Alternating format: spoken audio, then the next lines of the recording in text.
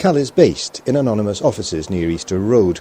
Its developers work in a wide variety of languages to produce the software for machines like these. This one's a common sight in Japan.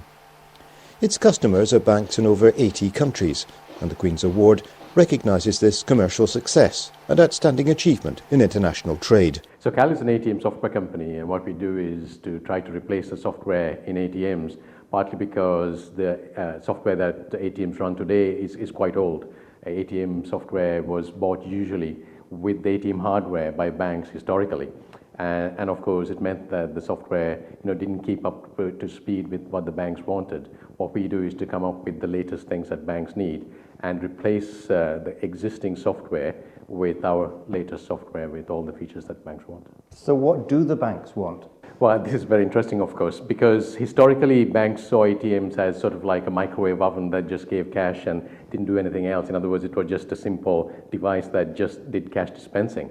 But now banks see ATMs as a generic device with which they can talk to their customers. So it's about marketing and sales, it's about advertising what the banks do, it's about one-to-one conversations with the customer, because you want to know your customer in terms of, so you don't, for example, want to ask the customer which language do you want to speak. You want to make sure that you remember that from the last time. So basically when you type in your PIN, the machine recognizes you as an individual. Right, and to be able to say things like, well, you asked for a mortgage last week, but we've authorized it, so it's ready for you to talk to the bank, those kinds of things. So partly it's about personalization, but of course there are quite a few other things that are happening as well. I mean, I guess you know that security is a big issue for banks and ATMs. So there are new security technologies that come along all of the time because, of course, the criminals are getting smarter too, and so the banks need to be one step ahead of the criminals. So there's a whole bunch of stuff happening from a security point of view.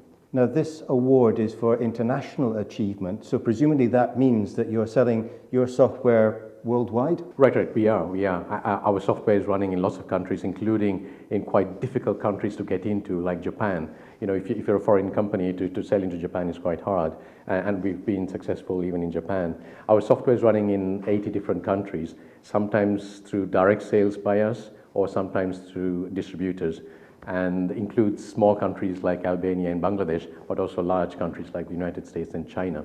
In China, we are number one in terms of install base in China, so we're very proud of that achievement. And what does this award mean for you and your team? I think it's, we were very kind of pleased to have that, and very thankful for the appreciation of the community that we've done reasonably well in achieving what we have achieved so far. But there's still quite a long way to go, because not many banks are still running software like ours, either from us or from the competition. So from that point of view, there is still quite a lot of work to do, and of course it's opportunities for us to be able to get our software into more banks around the world.